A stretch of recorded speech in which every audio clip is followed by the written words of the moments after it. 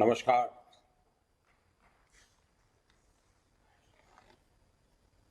Bharatiya Janata party की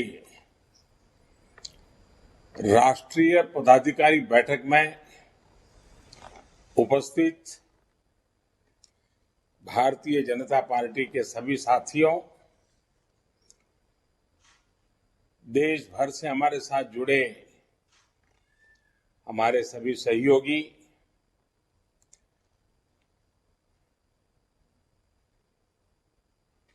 सबसे पहले तो मैं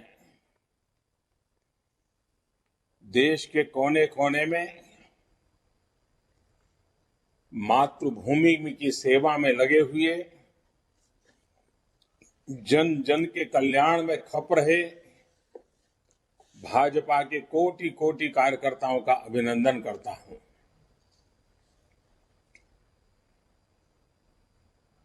जनसंघ से लेकर के जो हमारी यात्रा शुरू हुई है और आज जो भारतीय जनता पार्टी के रूप में फली फूली, इस पार्टी के स्वरूप को,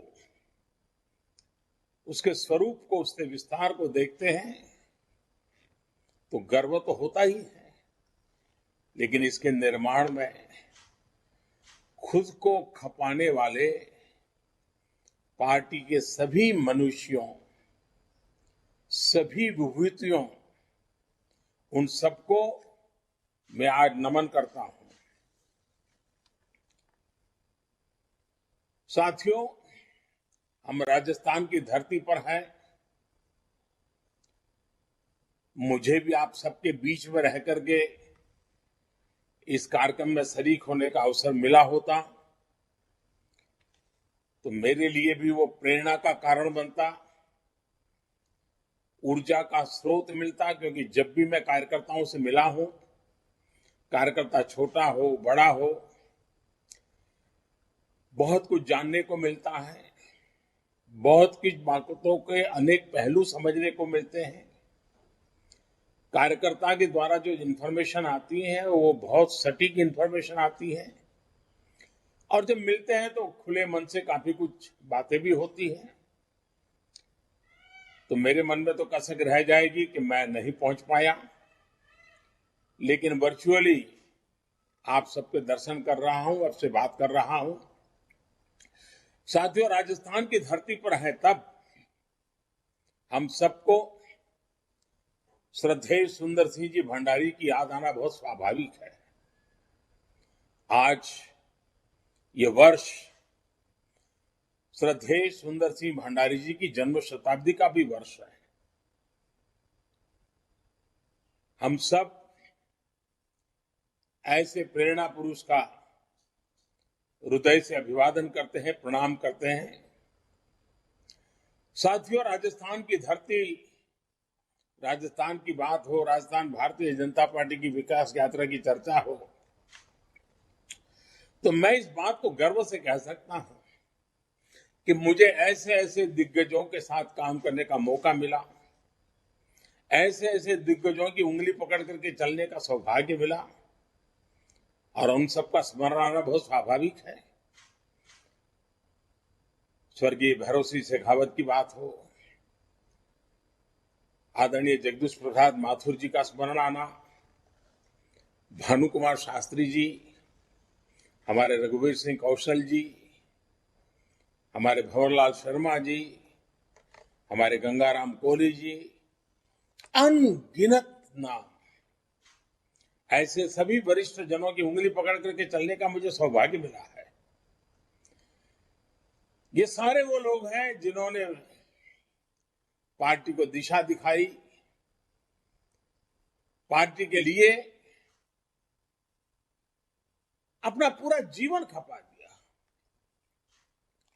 ऐसे ही अनगिनत समर्पित जीवन का हमें स्मरण होना बहुत स्वाभाविक है, और इसीलिए जब कमल पुष्प की रचना हुई है, और मैं पार्टी को अभिनंदन करता हूं, आज इस कमल पुष्प पे हमारे बूथ स्तर के कार्यकर्ता पुराने कार्यकर्ताओं के जीवन की जो कथाएं उसमें प्रस्तुत करते हैं, अपने आप में प्रेरक है।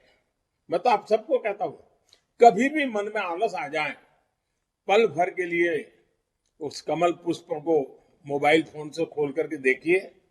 ऐसी प्रेरणा की कथाएं हैं, ऐसी प्रेरक जीवन की घटनाएं हैं। हमें मार्गदर्शन के लिए, प्रेरणा के लिए और कुछ करने की जरूरत नहीं है। एक एक का जीवन, एक एक पल का काम कार्यकर्ताओं के लिए प्रेरणा का स्वरूप है। साथियों, 21वीं सदी का इस समय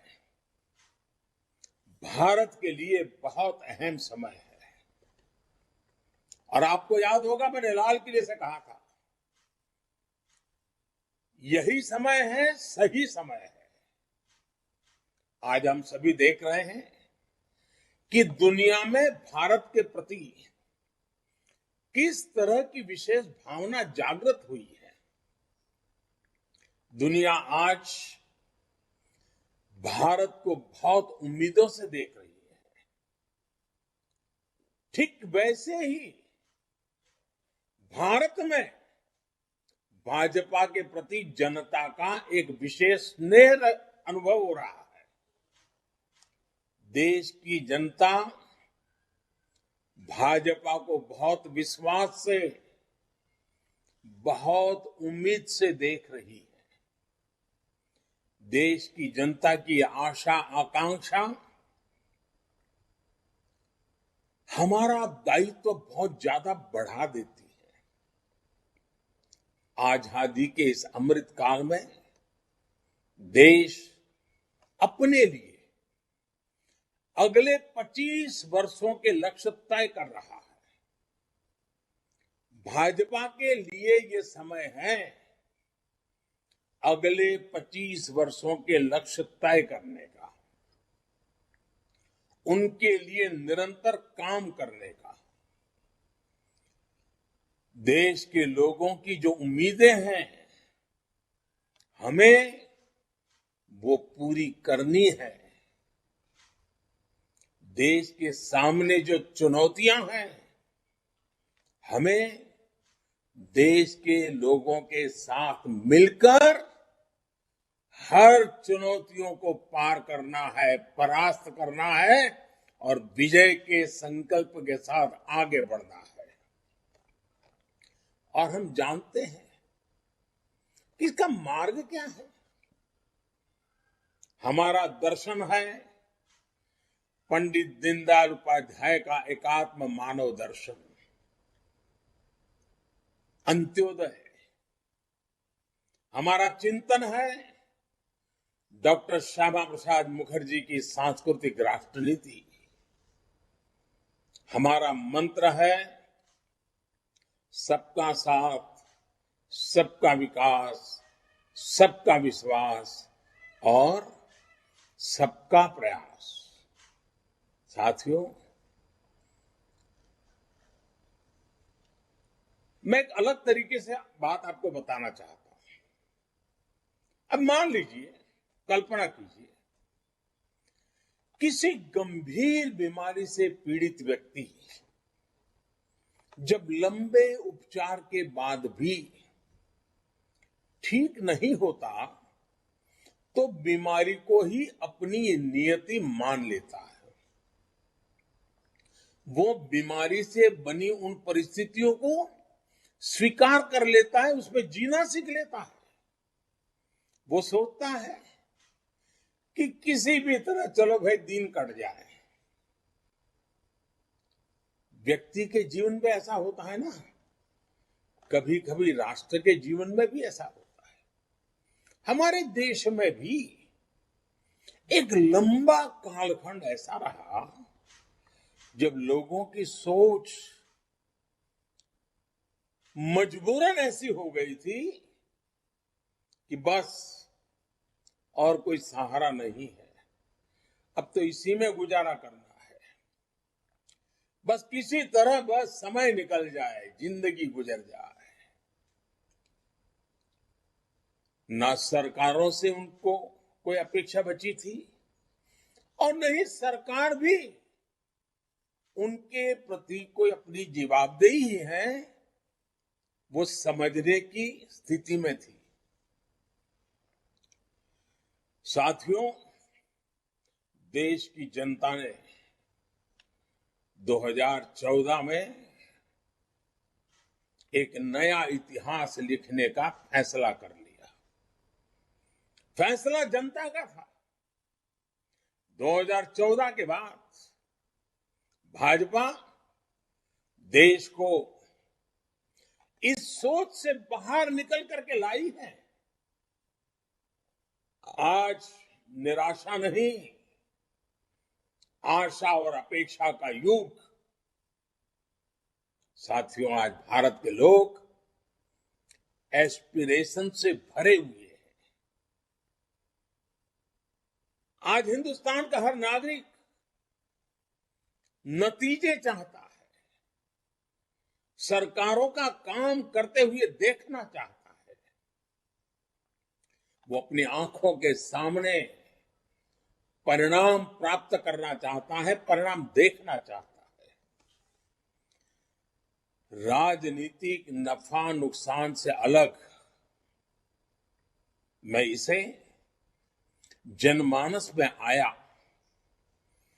बहुत बड़ा पॉजिटिव चेंज मानता हूं। जब देश के 130 करोड़ लोगों की आकांक्षाएं इस प्रकार से जग जाती है तो निश्चित रूप से सरकारों की जवाबदेही भी बढ़ती है। उनके लिए काम करना अनिवार्य हो जाता है। सार्वजनिक जीवन के हर व्यक्ति के लिए ये जन जागृति अनिवार्य रूप से काम करने के लिए प्रेरित भी करती है, दबाव भी बनाती है। और इसलिए देश के लोगों की बढ़ती हुई एस्पिरेशंस में मैं देश के उज्जवल भविष्य को भली भांति देख रहा हूं। और जब ये सारी चित्र मेरे सामने मैं देखता हूं, आत्मविश्वास से भरे हुए देश के युवाओं को देखता हूं, कुछ कर गुजरने के हौसले के साथ, भागीदारी के विश्वास के साथ आगे बढ़ती बहन बेटियों को देखता हूं, तो मेरा आत्मविश्वास भी कई गुना बढ़ जाता है। साथियों, जब अपेक्षाएं बढ़ती हैं तो अपेक्षित परिणाम लाने के लिए परिश्रम की पराकाष्ठा करने का जज्बा भी बढ़ता है। यही जज्बा देश को आजादी के इस अमृत काल में नई ऊंचाई पर ले जाएगा। साथियों, आजादी के इस अमृत काल में देश जिन बड़े लक्ष्यों पर काम कर रहा है, तब हमें कुछ बातें और भी याद रखनी जरूरी है। भाजपा का कार्यकर्ता होने के नाते हमें चैन से बैठने का कोई हक नहीं है, कोई अधिकार नहीं है। यूं तो दुनिया कहेगी और सच्चाई भी है कि आज देश के 18 राज्यों में भाजपा की सरकार है, 1300 से अधिक विधायक हो, 400 से अधिक सांसद हो, राज्यसभा में भी वर्षों के बाद कोई दल 100 के आंकड़े को छूने जा रहा है, वो नसीब भी भाजपा को मिला है। यानी ये सारी सफलताओं को जब सामने देखते हैं तो स्वाभाविक मन करेगा यार बहुत हो गया। लेकिन साथियों, हमें सत्ता भोग ही करना होता तो भारत जैसे विशाल देश में कोई भी सोच सकता है कि अरे भाई इतना सारा मिल गया, इतना सारा प्राप्त कर लिया, अरे अब तो बैठो आराम करो, चलो यार। जी नहीं, वो रास्ता हमारे लिए नहीं है, वो रास्ता हमें मंजूर नहीं है। और जिन्होंने हमारे देश के लिए, हमारी पार्टी के लिए जीवन खपाया है, उन्होंने हमें आराम करने की इजाजत नहीं दी है। और इसलिए आराम तो नहीं करना है। साथियों, इतना सब विजय पताका के फहर रही है तो भी आज भी हम अधीर हैं, आज भी हम बेचैन हैं, आज भी हम आतुर हैं, क्योंकि हमारा मूल लक्ष्य भारत को उस ऊंचाई पर पहुंचाना है जिसका सपना देश की आजादी के लिए मर मिटने वालों ने देखा था। जिन सपनों को लेकर के देश के वीर फांसी के फंदे को गले में लगा करके मातृभूमि के लिए आहूत हो गए थे, हमें अपने स्वतंत्रता सेनानियों का ऋण कभी चुका नहीं सकते दोस्तों, लेकिन दिन रात मेहनत कर सकते हैं, खुद को देश के लिए खपा सकते हैं। और मुझे खुशी है कि भाजपा का प्रत्येक कार्यकर्ता आज इन भावनाओं से प्रेरित होकर के नित्य नूतन प्राण शक्ति लेकर के अविरत, न थके न झुके काम कर रहा है। जिस पार्टी के पास कर्तव्य पथ पर चलते हुए ऐसे कोटि कोटि कार्यकर्ता हो, तो कौन होगा जिसको गर्व नहीं होगा। मुझे आप सबके लिए गर्व है दोस्तों। साथियों, इस महीने केंद्र की भाजपा सरकार के, एनडीए सरकार के 8 वर्ष पूरे हो रहे हैं। ये 8 वर्ष संकल्प के रहे हैं, सिद्धियों के रहे हैं। ये 8 वर्ष सेवा, सुशासन और गरीब कल्याण को समर्पित रहे हैं। ये 8 वर्ष देश के छोटे किसानों, देश के श्रमिकों, देश के मध्यम वर्ग की अपेक्षाओं को पूरा करने वाले रहे हैं। ये 8 वर्ष देश के संतुलित विकास, सामाजिक न्याय और सामाजिक सुरक्षा के लिए भी रहे हैं। और ये 8 वर्ष देश की माताओं, बहनों, बेटियों के सशक्तिकरण, उनकी गरिमा बढ़ाने के प्रयासों के नाम रहे हैं।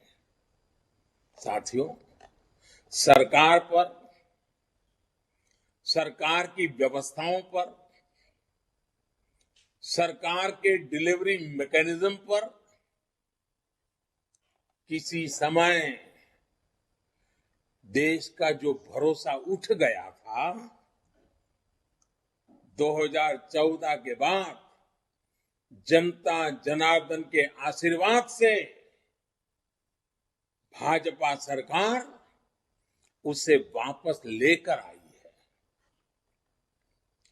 आज गरीब से गरीब भी ये नहीं सोचता कि ये सरकारी योजना तो सिर्फ सिफारिश वालों के लिए है, जान पहचान वालों के लिए है, जो रुपये पैसे खर्च कर सकता है उनके लिए है। आज वो अपने आसपास लोगों को योजनाओं का लाभ मिलते देख रहा है। वो आज बहुत विश्वास से कहता है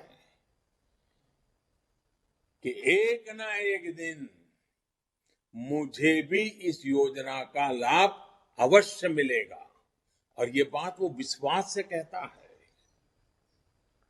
और साथियों, इसलिए इस बार आपको याद होगा, मैंने 15 अगस्त को लाल किले से 100% लाभार्थियों तक पहुंचने की बात की थी। काम कठिन है, मैं जानता हूं। देश बहुत विशाल है, जिम्मेवारियां बहुत बड़ी हैं। कई काम है जिसमें राज्य सरकारों पर डिपेंडेंट है, कई काम है जिसमें स्थानीय स्वराज के निकायों पर डिपेंडेंट है, भांति भांति के प्रभाव भी हैं। उसके बावजूद भी साथियों, जब ये ठान लेंगे कि हमें हर लाभार्थी तक पहुंचना है, एक भी व्यक्ति के छूटने की गुंजाइश को समाप्त कर देना है, तो तय लक्ष्य तक जरूर पहुंचेंगे। और इसके लिए मैं लगातार एक बात सरकारी अधिकारियों से, अन्य राज्य सरकारों से करता रहता हूं, सैचुरेशन की बात करता हूं। सैचुरेशन का ये सिर्फ पूर्णता का एक आंकड़ा भर नहीं है, लेकिन जब हम सैचुरेशन की बात करते हैं, सैचुरेशन पर बल देते हैं, तो ये भेदभाव, भाई भतीजावाद, तुष्टीकरण, भ्रष्टाचार के चंगुल से देश को बाहर निकालने का माध्यम है। भारत के सामान्य नागरिक को सरकारी दफ्तरों के चक्कर से मुक्ति दिलाने का जो अभियान बीते 8 साल से देश में चल रहा है, सैचुरेशन का अभियान उसको और सशक्त करेगा। और इसलिए आज राष्ट्रीय पदाधिकारियों की इस बैठक में हम सभी को इस संकल्प के साथ आगे बढ़ना है कि हम जिस भी क्षेत्र में होंगे, जो भी हमारा कार्य क्षेत्र होगा, वहां कोई भी गरीब, कोई भी हकदार नागरिक योजनाओं के लाभ से वंचित नहीं रहेगा। इसके लिए भाजपा को नए जागरूकता अभियान शुरू करने चाहिए। चुनाव के समय जैसे हम हर बूथ तक जाते हैं, हर परिवार में पहुंचते हैं, उसी स्पिरिट से घर घर जाना है, एक एक नागरिक तक जाना है। हर घर भाजपा, हर गरीब का कल्याण, हमें इसी भावना के साथ लगातार काम करना होगा। आप में से बहुत सारे लोग जानते होंगे, और खास करके जब राजस्थान में आप बैठे हैं तो शायद वहां भी कोई ये कहावत जरूर आपके कान पर पड़ेगी। राजस्थान में अक्सर एक कहावत कही जाती है, अम्बर को तारो हाथ से कोनी टूटे, यानी आसमान का तारा हाथ से नहीं टूटता है। साथियों, ये कहावत अपनी जगह पर सही है, और इसलिए हमें ये भूलना नहीं है कि हमारा लक्ष्य आसमान जितना ऊंचा है, इतनी आसानी से नहीं मिलेगा, लेकिन मेहनत करेंगे तो उसे प्राप्त जरूर करेंगे।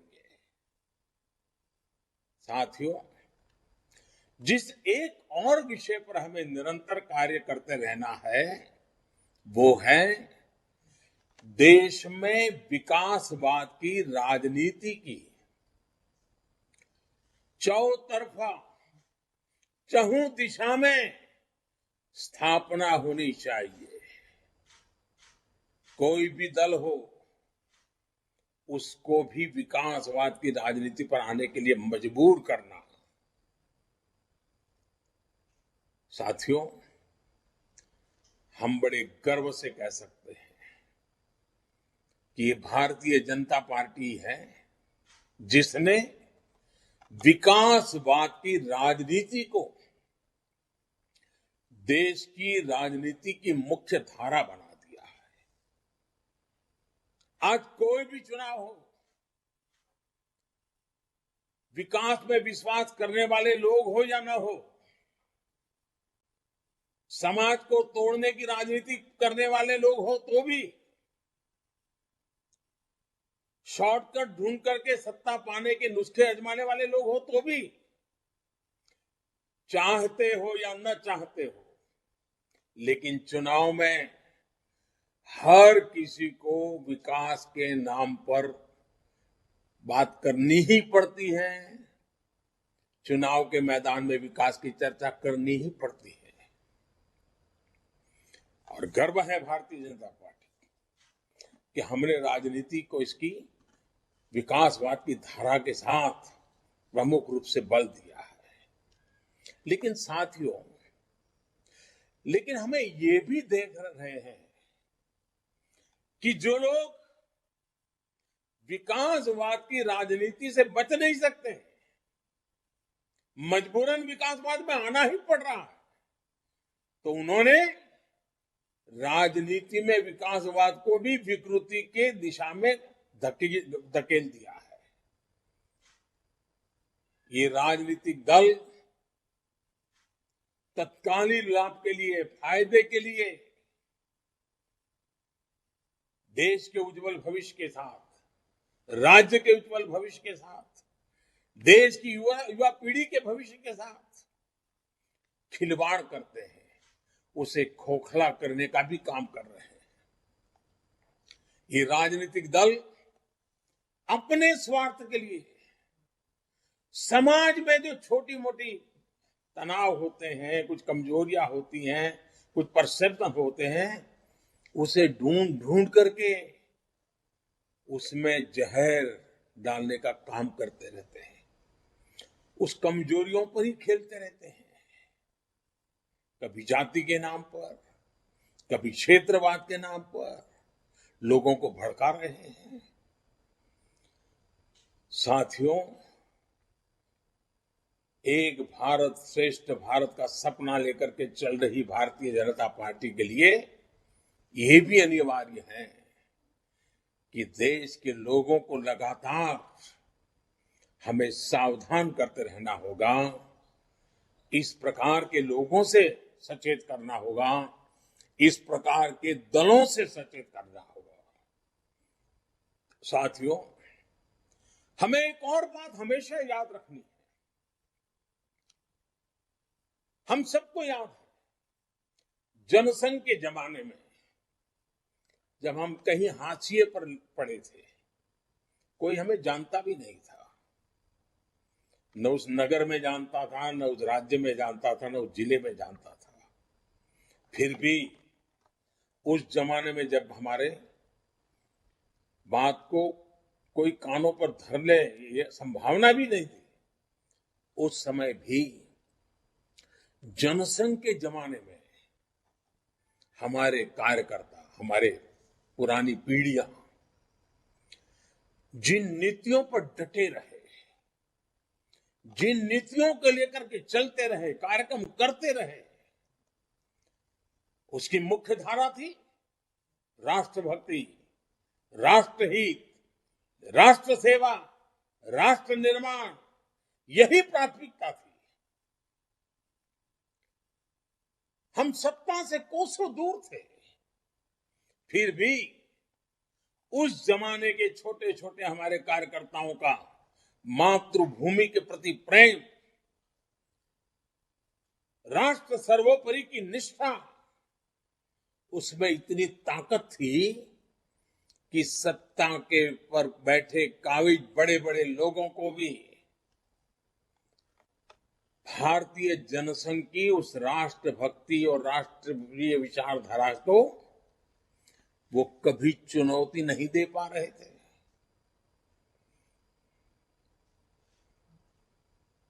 जाने अनजाने में भी उसके महत्व को समझना पड़ता था, स्वीकार नहीं करते थे, समझना पड़ता था।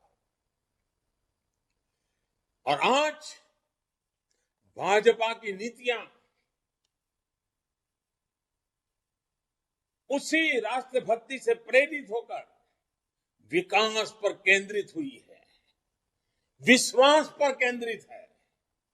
इसलिए साथियों, हमें कभी कोई शॉर्टकट नहीं लेना है। हमें देश हित से जुड़े जो भी बुनियादी विषय हैं, जो कोर इश्यूज हैं, उन्हीं पर आगे बढ़ना है। कदम को दाएं बाएं जाने नहीं देना है, जुबान को इधर उधर फिसलने नहीं देना है। और ये कोर इश्यूज क्या है? गरीब का कल्याण, गरीब का जीवन आसान बनाने के लिए, गरीब को सशक्त करने के लिए हमें लगातार काम करना है। हमें कभी भी भटकना नहीं है। और मैं आपको सतर्क भी करूंगा, आपसे आग्रह भी करूंगा कि आपको विकास से जुड़े मुख्य मुद्दों से भटकाने की लाख कोशिशें होंगी, लेकिन आपको देश के विकास से जुड़े विषयों पर ही टिके रहना है। हम देखते हैं कि आज का किस तरह कुछ पार्टियों का इकोसिस्टम पूरी शक्ति से देश को मुख्य मुद्दों से भटकाने में लगा हुआ है। हमें कभी ऐसी पार्टियों के जाल में नहीं फंसना है। मैं जानता हूं कि आप अपने संवादों में,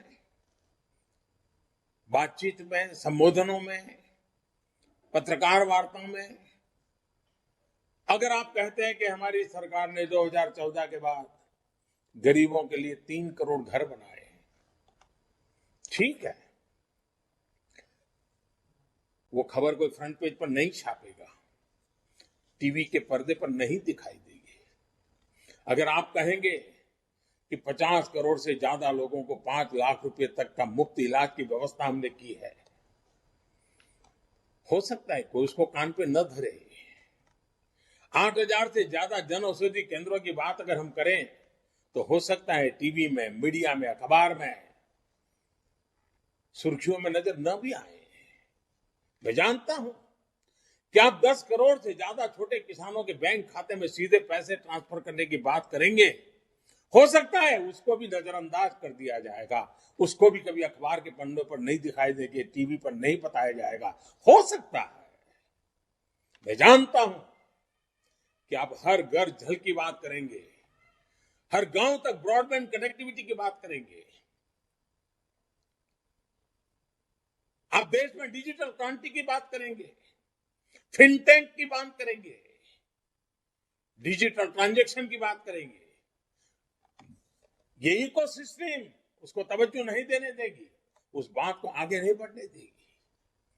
आप प्रधानमंत्री म्यूजियम बनाएंगे, डेमोक्रेसी के ट्रू स्पिरिट को हिंदुस्तान के आजादी के अमृत महोत्सव में लाकर के खड़ा कर देंगे, तो आंखें मूंद ली जाएगी, चुपकी दी रख ली जाएगी। होगा, आप जितने भी अच्छे काम कर रहे हो, कोई पब्लिसिटी नहीं मिलेगी, कोई हेडलाइन नहीं बनेगी, टीवी पर वो बात चमकेगी नहीं। लेकिन इन सब के बावजूद भी साथियों, हमें अपने मार्ग पर डटे रहना है, विकास के मुद्दों पर टिके रहना है, देश हित के मुद्दों पर टिके रहना है। कभी न कभी मजबूरन उनको भी इन मुद्दों की सकारात्मक रूप में स्वीकृति देनी ही पड़ेगी। बस हम इस इकोसिस्टम के गब्बारों में उसको एड्रेस करने की कोशिश में न लग जाए। साथियों, ऐसा करके ही इस अमृत काल में हम देश की राजनीति को पूरी तरह विकास पर केंद्रित कर पाएंगे। साथियों, एक और कोशिश जो हम सबको करनी है वो है ज्यादा से ज्यादा लोगों को भाजपा से जोड़ने की। करोड़ों की सदस्य संख्या हमारा गर्व बढ़ाती है, लेकिन हमें फिर भी रुकना नहीं है। हर क्षेत्र के लोग, हर समाज के लोग, हर कोई भाजपा को अपना माने, अपने सपनों का प्रतिबिंब भाजपा में देखें, अपने संकल्पों का सामर्थ्य भाजपा में देखें। भारतीय जनता पार्टी ऐसा वटवृक्ष हो, ऐसा गुलदस्ता हो कि समाज के हर व्यक्ति को उसमें अपने सपने नजर आते हो।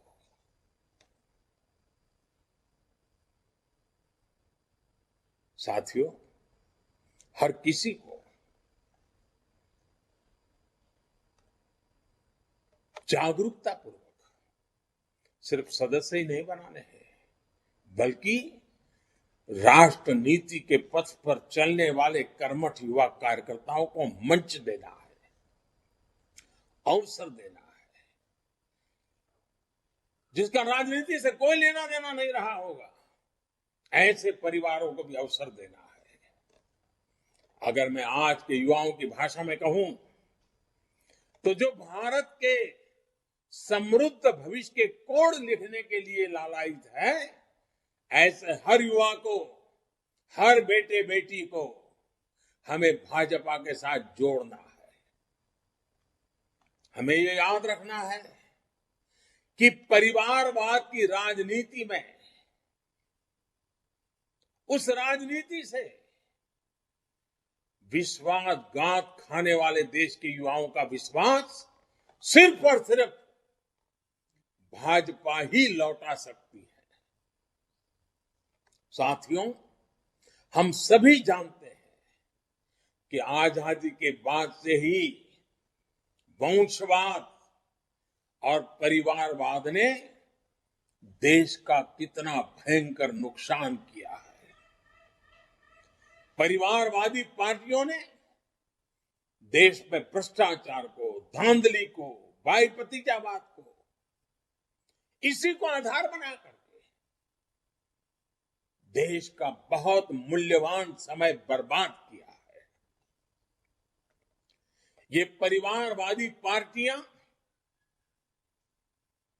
आज भी देश को पीछे ले जाने पर तुली हुई है। उनका सार्वजनिक जीवन परिवार से शुरू होता है, परिवार के लिए चलता है, परिवार की खातिर ही करता है। भाजपा को इन परिवारवादी पार्टियों से निरंतर मुकाबला करना है। लोकतंत्र के लिए यह सबसे घातक परंपरा है। अगर लोकतंत्र बचाना है, लोकतंत्र को सामर्थ्यवान बनाना है, लोकतंत्र को मूल्यनिष्ठ बनाना है, तो हमें ये वंशवाद, परिवारवाद की राजनीति के खिलाफ अविरत संघर्ष करना ही है। दोस्तों, इस अमृत काल में हमारा ये भी संकल्प होना चाहिए कि देश को लोकतांत्रिक मूल्यों से जरा भी हटने नहीं देंगे, लोकतंत्र की रक्षा करेंगे और वंशवादी परिवारवादी इन शक्तियों को देश की जनता नकार दें, देश की जनता का हम विश्वास जीतेंगे। और साथियों, अपने इस प्रयासों में हमें भारतीय जनता पार्टी में लोकतांत्रिक मूल्यों की जो मावजत की है, वो परंपरा है, जो मजबूत नींव है, उसको निरंतर मजबूत करते ही रहना है। साथियों, अटल जी की एक प्रसिद्ध कविता की पंक्तियां हैं। अटल जी ने लिखा था, काल के कपाल पे लिखता मिटाता हूं, गीत नया गाता हूं। ये अटल जी के व्यक्तित्व के साथ ही भाजपा की इतने वर्षों की तपस्या का सार भी है। साथियों, ये भाजपा है, ये ठहरा हुआ पानी नहीं है। भाजपा निरंतर प्रवाहमान है। हमने एक दल के रूप में खुद को लगातार इवॉल्व किया है। वंशवाद परिवारवाद के कीचड़ में भी हमने कमल को खिलाया है, जो लोकतंत्र की मूलभूत पंखुड़ियों को प्रकाशित करता है। साथियों, नई चुनौतियों के साथ अपनी नीति रणनीति हम निरंतर जब भी जरूरत पड़ी देश हित को आवश्यक मान करके हम आधुनिकता की ओर आगे बढ़ते रहे हैं। और आज भाजपा ने सिर्फ नूतन को ही नहीं अपनाया, बल्कि पुरातन से निकले संस्कारों को भी उतना ही सम्मान दिया है। हमने अपने पूर्वजों की ज्ञान शक्ति पर भरोसा किया है। मैं आपको उदाहरण देना चाहता हूं। हम जब जानते हैं कि पूज्य महात्मा गांधी, पूज्य बापू आजाद भारत में स्वावलंबन आधारित नीतियों को देखना चाहते थे, लेकिन दशकों तक सिर्फ गांधी जी का नाम ही लिया गया, काम बिल्कुल उनके विजन के विपरीत किया गया। वो देश में स्वावलंबन चाहते थे, लेकिन भारत को पॉलिसी से लेकर प्रैक्टिस तक विदेशों पर निर्भर बना दिया गया। अब आज देश देख रहा है कि भाजपा सरकारों के समय स्थितियां कैसी तेजी से बदल रही है। आज देश आत्मनिर्भरता के रास्ते पर चल पड़ा है। आज हर भारतीय लोकल के लिए वोकल हो रहा है, स्थानीय उत्पादों पर गर्व कर रहा है।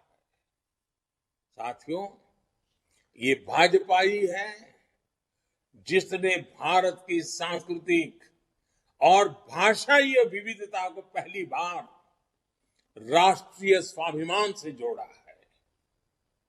नई नेशनल एजुकेशन पॉलिसी में स्थानीय भाषाओं को प्राथमिकता देना हर क्षेत्रीय भाषा के प्रति हमारे कमिटमेंट को दिखाता है। भाजपा भारतीय भाषाओं को भारतीयता की आत्मा मानती है और राष्ट्र के बेहतर भविष्य की कड़ी मानती है। इसका जिक्र आज मैं विशेष तौर पर इसलिए करना चाहता हूं क्योंकि बीते कुछ समय से देश में भाषा के आधार पर नए विवाद खड़े करने की कोशिशें की जा रही है। हमें इससे देशवासियों को निरंतर सतर्क करना है। भाजपा भारत की हर भाषा में भारतीय संस्कृति का प्रतिबिंब देखती है। हर भाषा उसे पूजनीय मानती है। साथियों, आजादी का ये अमृत काल भाजपा के प्रत्येक कार्यकर्ता के लिए कर्तव्य काल की तरह है। हमें अपने कर्तव्यों को सर्वोच्च प्राथमिकता देनी है। कर्तव्य पथ पर चलते हुए भारत आने वाले वर्षों में उस उज्जवल भविष्य को प्राप्त करेगा जिसका वो हमेशा से हकदार रहा है। मुझे भाजपा के प्रत्येक कार्यकर्ता पर पूरा भरोसा है। मुझे देश के प्रत्येक नागरिक पर पूरा भरोसा है। साथियों, 2 दिन आप अनेक विषयों पर चर्चा करने वाले हैं। हमारे राष्ट्रीय अध्यक्ष आदरणीय नड्डा जी के मार्गदर्शन में नित्य नूतन विचारों से आगे बढ़ रही भारतीय जनता पार्टी